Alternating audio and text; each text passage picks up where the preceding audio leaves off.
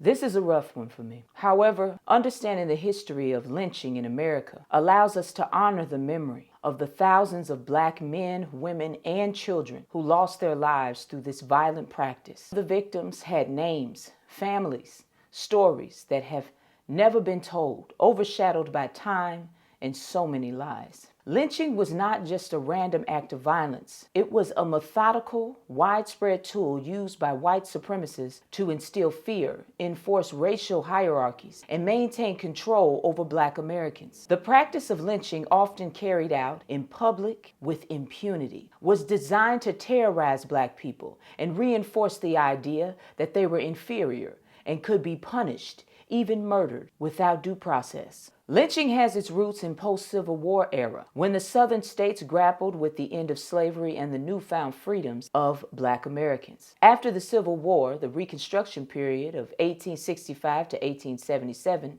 saw significant efforts to integrate Black people into American society as full citizens, including the passage of the 13th, 14th, and 15th Amendments. However, Reconstruction faced intense resistance from white Southerners who sought to reassert white control and suppress Black political, social, and economic mobility. During this period, the Ku Klux Klan and other white supremacist groups began using violence, including lynching, to intimidate Black Americans and prevent them from voting or asserting their rights. While formal lynching may not have been widespread immediately after the Civil War, the seeds of racial violence and terror were being sown. The practice of lynching became more formalized and widespread in the late 19th century, particularly in the Southern states. A combination of social, political, and economic factors contributed to the rise of lynching in America. After the collapse of Reconstruction, Southern states enacted Jim Crow laws that legalized segregation and disenfranchisement of Black people. The South was also undergoing economic changes with the rise of sharecropping and tenant farming, systems that kept Black people in poverty and subjugation. White Southerners often justified lynching by invoking the concept of defending Southern honor, particularly the idea that Black men posed a threat to white women. Allegations of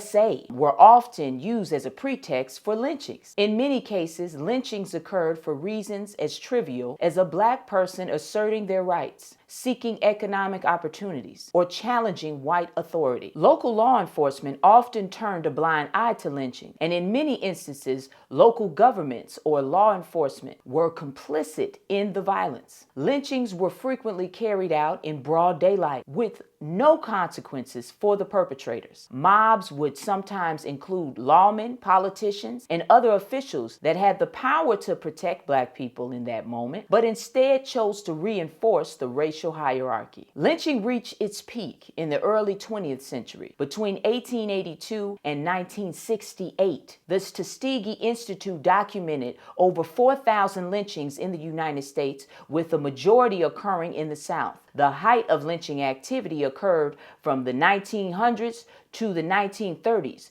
during which period thousands of Black people were murdered by mobs. The Great Migration. As Black people moved from the rural South to urban areas in the North and West, they sought to escape the threat of lynching and other forms of racial violence. This migration, however, did not end lynching, as Black people still face violence and discrimination in the North as well. Yes, the North did it too. The intense violence spurred efforts to address the problem. Prominent activists like Ida B. Wells, a journalist and anti-lynching crusader, became famous for documenting and exposing the extent of lynching. Wells led a national campaign to raise awareness about the horrors of lynching and advocated for anti-lynching legislation. The NAACP also took a prominent role in fighting against lynching, working to push through federal anti-lynching laws. However, such efforts were thwarted in Congress, largely due to the political power of who? The Southern legislators, who were involved in the lynchings. So, of course, they didn't want it to end. This is what they did for fun. Imagine this. These lynchings were seen as a party. They literally had barbecues and picnics while they put somebody on a tree and hung them. They beat them to within an inch of their life. And they also would burn them and then sit around and eat and laugh at a barbecue. They brought their children. They took pictures, smiling.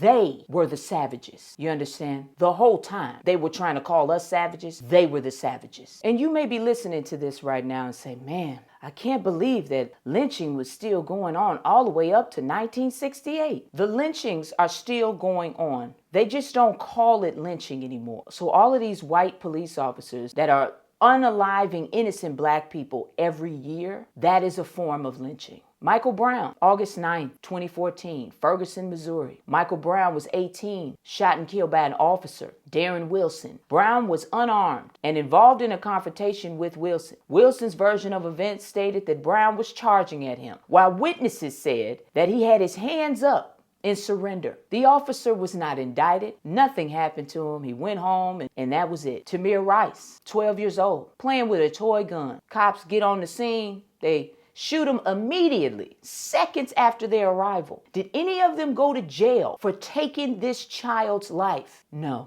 because lynching is still something that is allowed in America. You want to think about these things like they are history, but they are right now. Everything that happened in the past is still happening to black people. I'm telling you how it started, but lynching never ended. The list just goes on and on, people. These are unarmed, innocent human beings. And the people who took them out, scot-free.